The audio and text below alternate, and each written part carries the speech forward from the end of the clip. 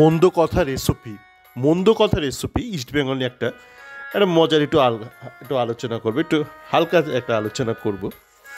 তো গতকাল ওই উড়িষ্যা ম্যাচের ওই একটা চূড়ান্ত একটা অভিনয় করলো, একটা নটসম্রাটের মতন একটা অভিনয় করলো মরিসিও। তো তারপর থেকে আমরা দেখছি অনেক অনেক কিছু বলছে, এবং সেই নিয়ে দেখলাম আজকে ওই উৎকল প্রদেশে যে ক্লাবটা, তারা একটা একটা সোশ্যাল মিডিয়া একটা প্রতিবাদ করেছে যে নাকি রেশিয়াল অ্যাবিউজ করা হয়েছে তাদের ওই প্লেয়ারটিকে, সংশ্লিষ্ট প্লেয়ারটিকে। তো আমাদের এখন একটা নতুন খুব ট্রেন্ড হয়েছে, আমি দেখছি এই জবে থেকে এই আরজি করের ঘটনা ঘটলো। এসওপি কি মানে স্ট্যান্ডার্ড অপারেটিং প্রসিডিওর বা স্ট্যান্ডার্ড অপারেটিং প্রসেস যাই বলুন, বা প্রোটোকল, যে কোনো বেসিক্যালি একটা নিয়মাবলী। এবং এসওপি শব্দটার মধ্যে কিন্তু কোনো সলিউশন নেই। এসওপি হলো মানে একটা প্রেসক্রিপশনের মতন। ধরুন একটা ডাক্তার একটা প্রেসক্রিপশন দিলে, প্রেসক্রিপশন কী লেখা আছে সেটা ইম্পর্টেন্ট। মানে প্রেসক্রিপশন কিন্তু আপনাকে উতরে দেবে না, মানে অসুখ থেকে উতরে দেবে না। তেমনি এসওপি বা স্ট্যান্ডার্ড অপারেটিং প্রসিডিওর আপনাকে উতরে দেবে না, তার মধ্যে কী লেখা আছে সেটা ইম্পর্টেন্ট। আপনার প্রেসক্রিপশন যেমন ওষুধ নয়, এসওপিও কোনো ওষুধ নয়। আচ্ছা, আসা যাক এই গালমন্দের এই ব্যাপারটা নিয়ে। দেখুন, কিছু ব্যাপারে আমি দেখেছি একটা সামগ্রিকভাবে একটা গোটা দেশে কিন্তু একটা একটা অবক্ষয় আছে, একটা লজিকের একটা অবক্ষয় আছে, সেন্স অ্যান্ড সেন্সিবিলিটির একটা অবক্ষয় আছে। সেটা বিভিন্ন ঘটনাতেই দেখি, মানে শুধু খেলার জগতে নয়, এমনি সাধারণ ক্ষেত্রেও দেখি যে চোর কিন্তু ডাকাত নয়। ধরুন কেউ চুরি করেছে, আপনি চোরকে ডাকাত বলতে পারবেন না, আর ডাকাতকে আবার রেপিস্ট বলতে পারবেন না। মানে গালাগালের একটা একটা মাথামুন্ডু থাকা দরকার। মানে যেমন বলেছি না, ধরুন আপনি একটা একটা গল্প লিখছেন স্পাইডারম্যানের, সেখানে একটা নিয়ম আগে আপনাকে ঠিক করতে হবে, একটা ফ্রেমওয়ার্ক, যে স্পাইডারম্যানে এই ক্ষমতা আছে, এই ক্ষমতা নেই। এবার স্পাইডারম্যানকে হঠাৎ করে আপনি সিনেমার মাঝখানে সুপারম্যান করে দিতে পারেন না, বা সুপারম্যানকে আপনি ব্যাটম্যান করে দিতে পারেন না।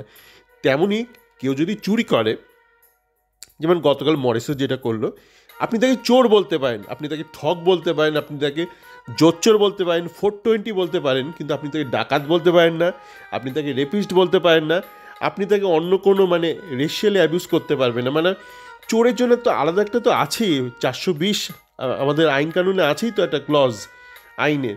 আপনি 420 না বলে হঠাৎ করে 840-এ চলে যাচ্ছেন, মানে অতি নাটকীয়তা। মানে এও যেমন অতি নাটকীয়তা করেছে একটা অপকর্ম করে এই প্লেয়ারটি মরিসিও, আপনিও কিন্তু অতি নাটকীয়তা করছেন। শুধু গালমন্দর একটা এসওপি থাকা দরকার। আমার একটা মনে পড়ছে, আমি যখন কলেজে পড়তাম, আমাদের মানে ফার্স্ট ইয়ারে একটা র্যাগিং পিরিয়ড ছিল, এখন উঠে গেছে র্যাগিং পিরিয়ড, সে অর্থে হয় না। তো আমাদের ওই র্যাগিং পিরিয়ড শেষ হতো, মানে প্রত্যেকটা হোস্টেলে একটা করে একটা পরীক্ষা হতো, গালমন্দের এইসব ব্যাপার নিয়ে একটা বটতলার একটা পরীক্ষা হতো। তো সেই পরীক্ষাতে আবার রেজাল্টও দেওয়া হতো। আমি আমার হোস্টেলে ফার্স্ট হয়েছিলাম, কিন্তু আমি কিন্তু কোনো মানে ওরকম ভাষা ব্যবহার করিনি। মানে আপনি যদি বললাম না, একটা যদি বটতলারও একটা সাহিত্য লিখতে চান বা গালমন্দ যাই করুন, একটা লজিক থাকা ভীষণ দরকার। আচ্ছা, পুরোপুরি গালমন্দে না থেকে আমরা একটু খেলার মধ্যেও আসি। তো আজকে দেখলাম দিয়ামান্টাকাস একটা ক্যালকাটা রেসিং ক্লাবের একটা অনুষ্ঠানে গেছে, ইমামির একটা অনুষ্ঠানে গেছে, একটা স্পোর্টসের একটা ম্যারাথনের কোনো একটা ইভেন্ট। তো সেখানে কিন্তু বিভিন্ন সাংবাদিক তাকে ধরেছে যে আপনার সুস্থতার কী খবর। তো ও বলেছে আমি কিন্তু পরের ম্যাচের মধ্যেই, মানে 17 তারিখে যে ম্যাচ তার মধ্যেই রেডি হয়ে যাব। এবার আরও একটা ঘটনায় দেখলাম, যেটা হচ্ছে কলকাতা যে সেন্টার অফ এক্সেলেন্স না কি জানেন না, কলকাতা কালচারাল সেন্টার, কেসিসি এরকম বোধহয় নাম, ওটা রুবি হসপিটালের কাছে অবস্থিত।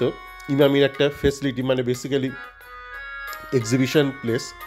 তো সেখানেও কিন্তু দেখলাম ওই ইমামি যে বিভাস বলে ছেলেটা আছে, বিভাস আগরওয়াল, তো ও কিন্তু একই জিনিস বললো যে দিয়ামান্টাকাস খুব তাড়াতাড়ি সুস্থ হয়ে যাবে।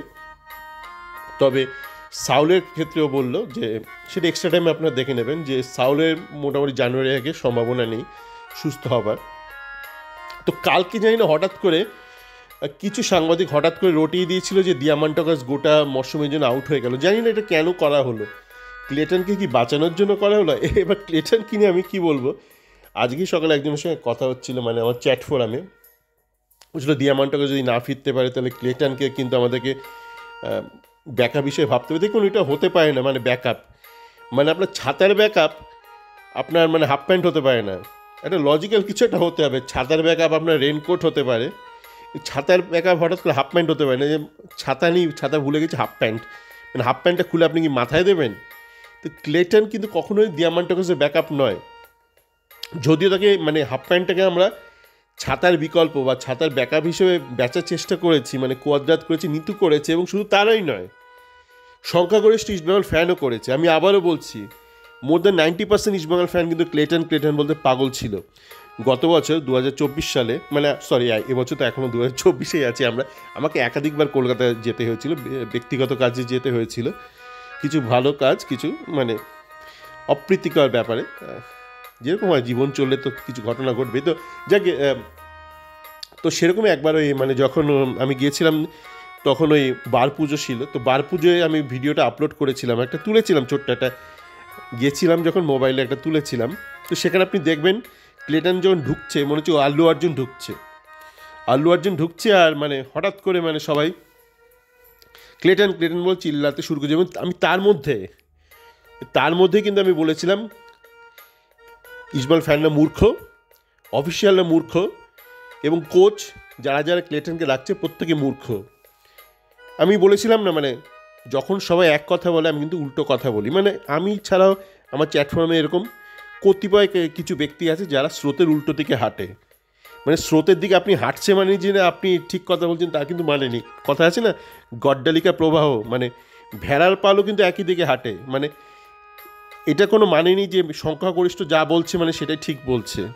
এটা একটা ডেমোক্রেসিরও একটা মানে একটা ডিসঅ্যাডভান্টেজ, মানে অ্যাডভান্টেজ ডিসঅ্যাডভান্টেজ তো থাকেই। তো ডেমোক্রেটিক সেটআপের একটা ডিসঅ্যাডভান্টেজ হচ্ছে এইটা, যে সেখানে সংখ্যাগরিষ্ঠের মতামতটাই প্রাধান্য পায় সাধারণত, কিন্তু সেটা যে সবসময় ঠিক তা কিন্তু কোনো মানে নেই। যাকে ডেমোক্রেসির অনেক অ্যাডভান্টেজও আছে, পুরোটাই ডিসঅ্যাডভান্টেজ নয়। তো বা ক্লেটন যেটা বললাম, মানে ক্লেটন কিন্তু বিকল্প নয়। দিয়ামান্টাকাস মানে কবে ফিরবে জানি না, যদি সত্যিও ফেরে পাঞ্জাব ম্যাচে তো খুবই ভালো হয়, না ফিরলেও আপনি ভাববেন না যে আপনার ক্লেটন আছে, আপনার কিচ্ছু নেই, আপনি ছাতা নিতে ভুলে গেছেন, আর হাফ প্যান্টই কিন্তু হাফ প্যান্টটা আপনার মাথায় ধরে আপনাকে বাঁচাবে না বৃষ্টির হাত থেকে। আর তালাল বোধহয় যা বোঝা যাচ্ছে, মানে আজকের যে খবর আমরা দেখছি মোটামুটি গোটা মৌসুমের জন্য আউট। তালালটা একই কেস, মানে ইস্টবেঙ্গল ফ্যান বলুন, আপনার নিতু বলুন, আমরা শুধু নিতুকে গালমন্দ দিই, তাই তো বলি নিতুর মাথায় বুদ্ধি নেই, কেউ কাটমানি বলে, আমি কোনো দিনই কাটমানিটা বলি না, আমি সবসময় বলে আসি ইন্টেলেকচুয়ালি চ্যালেঞ্জড।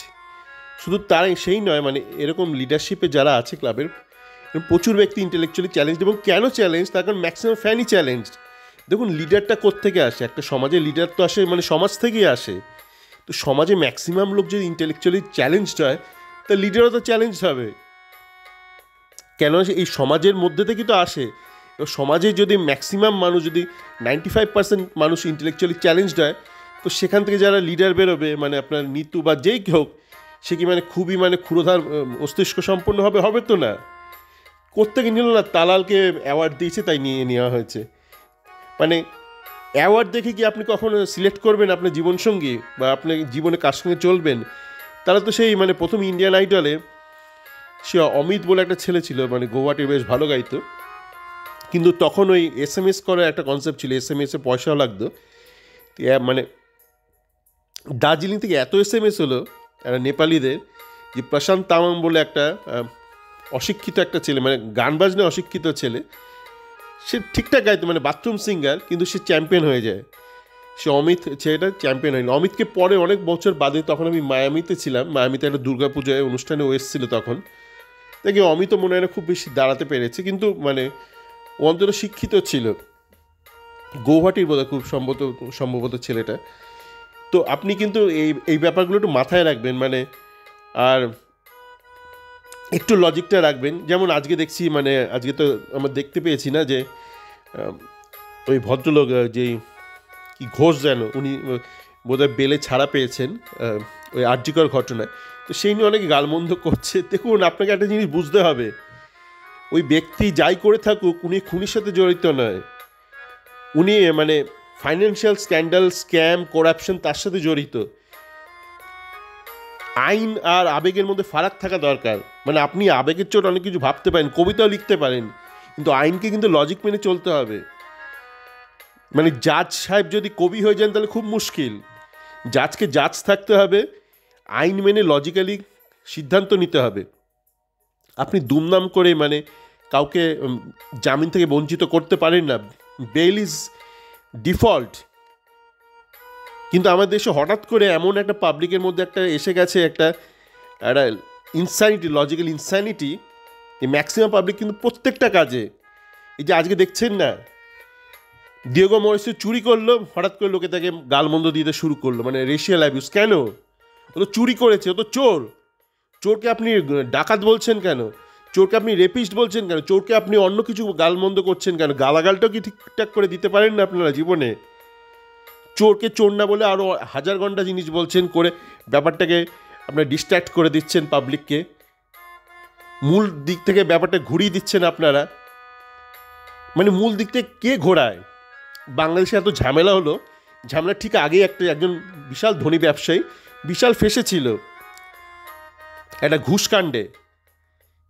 বিদেশের একটা, পশ্চিম দেশের একটা বিশাল শক্তিশালী দেশ তাকে ফাঁসিয়ে দিয়েছিল। সেই নিয়ে বিশাল একটা যেই হব করছে একটা আলোচনা, হঠাৎ করে বাংলাদেশ ব্যাপারটা শুরু করে দেওয়া হলো। তুই ব্যাপারগুলো একটু মাথায় রাখবেন, একটু লজিক্যালি ভাববেন, আর গালমন্দ দিতে গেলে একটু লজিক মেনে করবেন। দরকার একটা গালমন্দের একটা এসওপি লিখে ফেলবেন, নয়তো বলবেন আমি এটা লিখে দেবো। সকলে ভালো থাকবেন।